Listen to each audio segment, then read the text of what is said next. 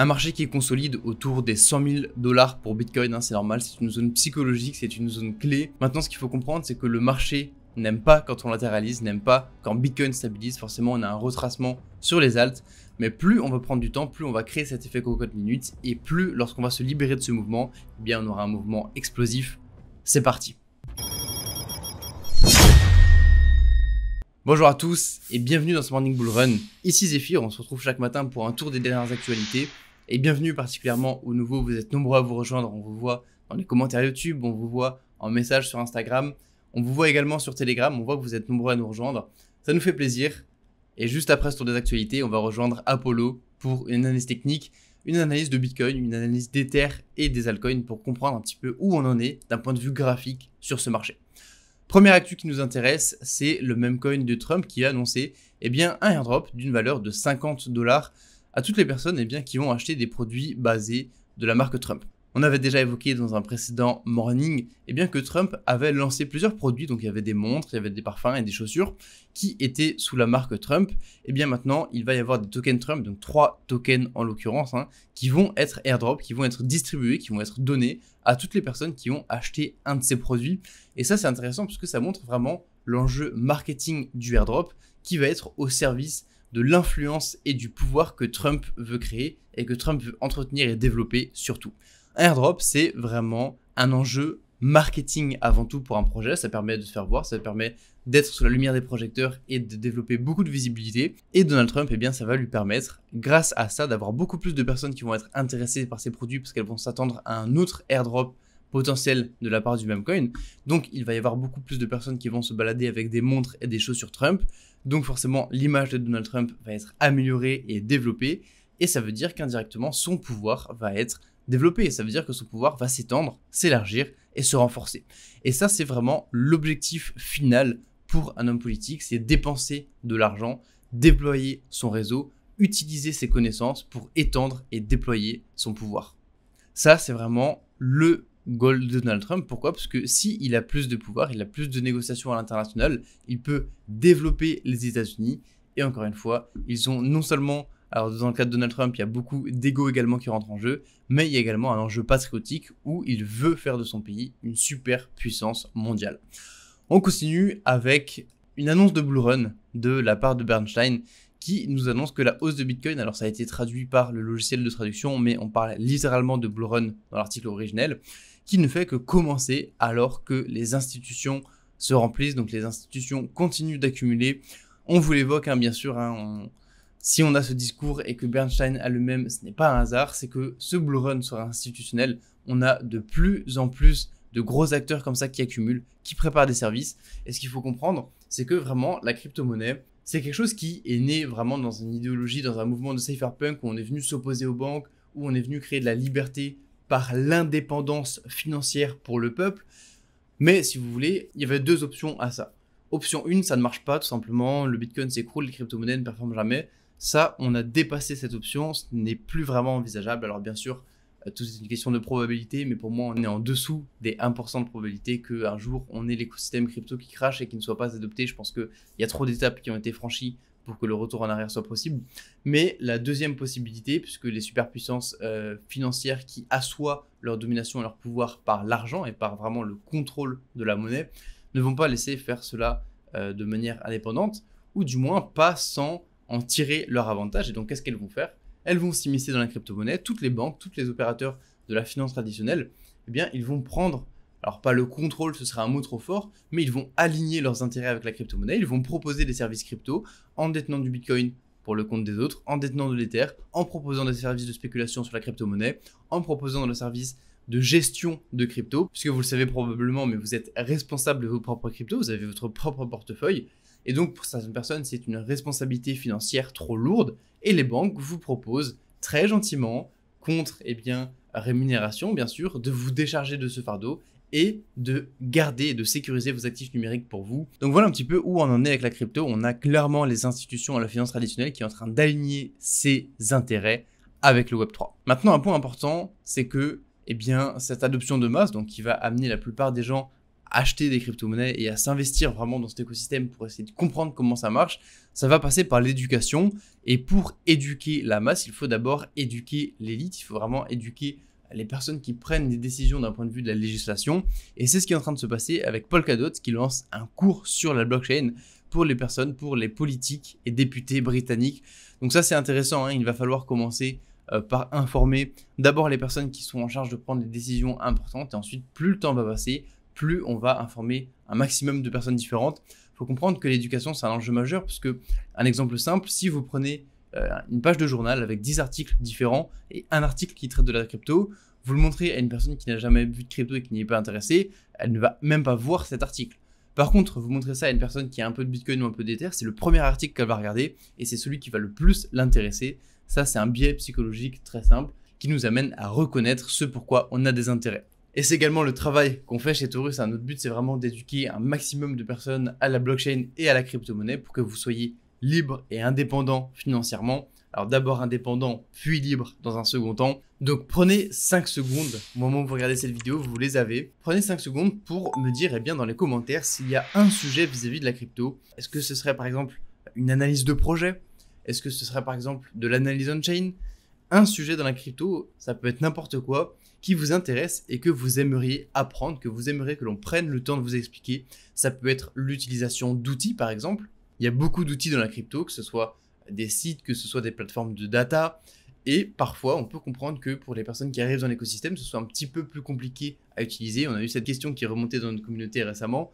Ça peut être CoinGecko, ça peut être DexScreener, ça peut être beaucoup de choses différentes. Encore une fois, il y a beaucoup d'outils. Est-ce qu'il y en a un en particulier que vous voulez qu'on vous aide à développer, à comprendre et à utiliser, à manipuler? Est-ce que c'est une analyse de projet? Est-ce que c'est vraiment revenir sur les fondamentaux de la blockchain, la compréhension d'Ethereum? Qu'est-ce que c'est un smart contract? Il y a beaucoup de sujets à traiter dans la crypto. C'est un sujet et un domaine qui est très vaste.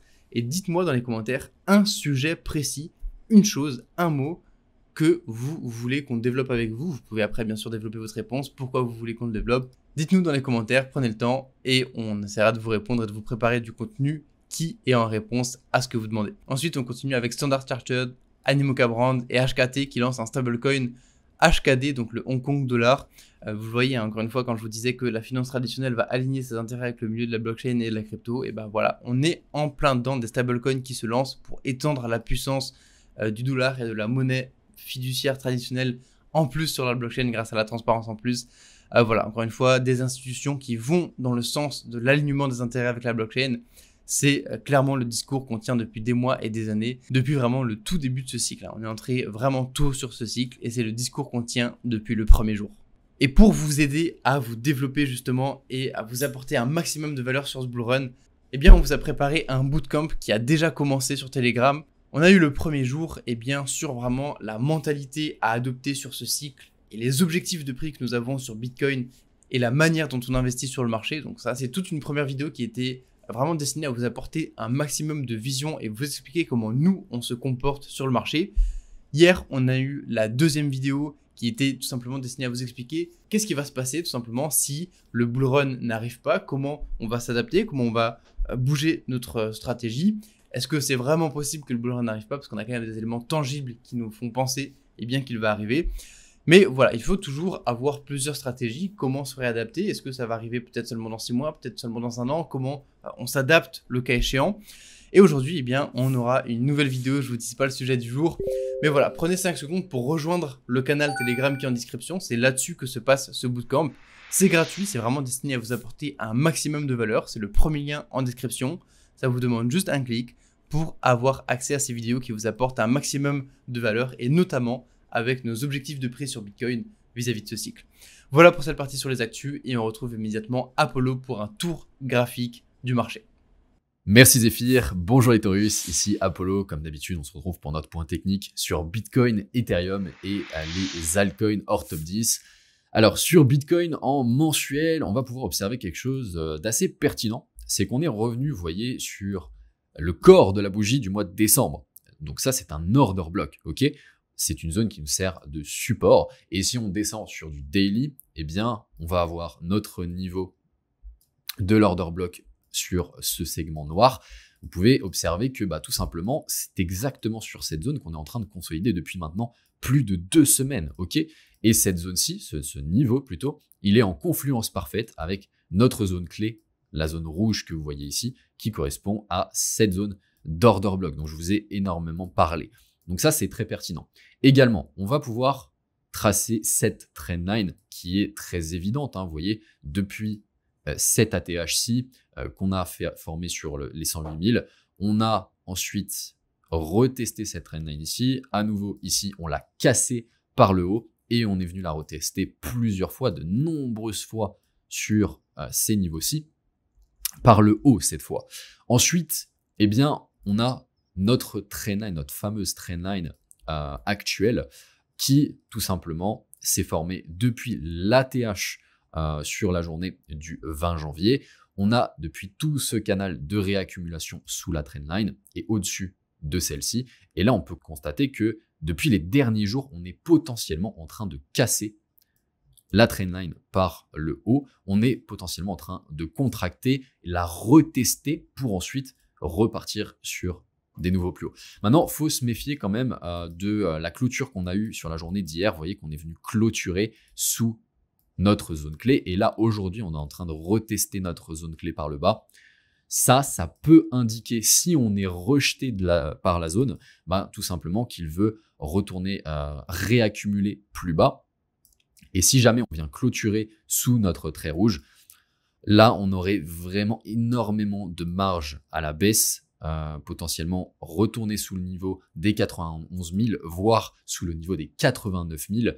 Et après, il y aurait vraiment très très peu de zones qui retiendraient le prix jusqu'aux 80 000, puisque vous voyez qu'on a toute cette zone de void jusqu'à finalement la zone de l'ancienne ATH sur les 70 000. Bon, pour le moment, on n'y est pas dans ce type de scénario. Pour moi, vraiment, le scénario le plus probable, c'est de repartir sur des nouveaux plus hauts sur Bitcoin. Maintenant, dites-moi dans les commentaires si vous êtes plutôt équipe verte ou équipe rouge. Donc, si vous pensez effectivement qu'on va aller chercher le trait vert en premier ou bien le trait rouge si vous êtes plutôt baissier. Et surtout, expliquez-moi, qu'est-ce que vous voyez sur les graphes? Pourquoi vous êtes plutôt team verte ou plutôt team rouge? Ça va être intéressant d'avoir la data et surtout, on va faire le suivi ensemble dans les prochains jours. Maintenant, au niveau d'Ethereum en hebdomadaire, et vous allez voir que c'est relativement similaire à ce qu'on a sur les altcoins, mais on n'a pas énormément de choses à dire aujourd'hui puisque c'est très similaire à ce qu'on a eu hier. Simplement, on est en train de contracter dans notre zone clé. Par contre, c'est intéressant de souligner que sur ce début de semaine, on a été chercher le point haut de la semaine dernière. Donc ça indique quoi? Tout simplement qu'on veut potentiellement continuer à pousser. Par contre, on peut voir que tout simplement, on est rejeté pour le moment par notre zone. On a le corps de la bougie qui est sous la zone clé. On a une mèche qui est en train de se former. Donc, si on est rejeté plus que ça, eh bien, on pourrait, sur la fin de semaine, par exemple, aller chercher le point bas de la semaine précédente, ce qui nous ferait un joli seek and destroy. On vient chercher le haut, on vient chercher le bas pour réaccumuler, pour ensuite repartir plus haut. Ça serait vraiment tout à fait cohérent d'avoir ce type de mouvement. Dans tous les cas, eh bien, on est en train de contracter dans toute cette zone. Pour le moment, toujours au-dessus de notre trendline cyclique qui est ici et sous la zone clé, la zone rouge. Au passage, les Taurus, nous avons une semaine vraiment très spéciale dans le canal Telegram Trading avec le lancement de notre tout nouveau service, la citadelle du Nexus, qui aura lieu samedi. Pour fêter l'occasion, on vous a préparé une semaine pleine de valeur sur ce qui compte vraiment en trading, c'est-à-dire les datas, le management, le fondamental, tous ces éléments qui sont oubliés par plus de 9 traders sur 10. Et c'est exactement pour ces raisons. Et ce pourquoi seulement un trader sur 10 gagne sur les marchés. Donc allez-y, foncez pour profiter de cette valeur en rejoignant le canal Telegram Trading en description de la vidéo. Et on va terminer bien sûr avec les altcoins. Comme je vous ai dit, en hebdomadaire, c'est vraiment très très similaire à Ethereum. Mais vous voyez que contrairement à Ethereum, on n'a pas été chercher ni le point haut, ni le point bas de la semaine dernière. On est vraiment sur une semaine avec très très peu de mouvement, en tout cas pour l'instant sur ce début de semaine. On contracte à l'intérieur de cette zone. Et ici, c'est toujours le même discours. Plus on va contracter, plus on va consolider. Et on peut encore consolider pendant plusieurs semaines. Mais ce qu'il faut comprendre, c'est qu'au bout d'un moment, eh bien, on va s'extraire de cette phase de consolidation et on va avoir une expansion. Alors évidemment, cette expansion, elle peut aller dans les deux sens, ok? Mais eh bien, vraiment, ce qu'il faut considérer, c'est que les probabilités d'avoir une expansion haussière sont beaucoup plus élevées. Et à partir du moment où on viendra casser cette fair value gap baissière, eh bien là, on pourrait s'en servir de support et c'est là qu'on pourrait avoir une accélération sur les altcoins, aller chercher de nouveaux ATH et entrer dans la phase que vous attendez tous, c'est-à-dire la phase d'alt season. Parce que oui, c'est pas une question de si ça va arriver, c'est vraiment une question de quand. Et pour ça, évidemment, il faut être patient, ça peut prendre encore un petit peu de temps. Mais dites-vous bien que là, actuellement, on arrive dans un moment vraiment clé pour les altcoins. On est dans une zone particulièrement intéressante pour avoir un point d'inflexion qui va nous permettre de repartir sur des plus hauts. Écoutez les Taurus, je pense qu'on a terminé pour ce matin, donc laissez-nous un like si vous êtes encore là et si c'est le cas, félicitations. Je vous donne rendez-vous dans les prochaines vidéos ainsi que sur Telegram. Et sur ce, je vous souhaite une magnifique journée. C'était Apollo. Ciao, ciao.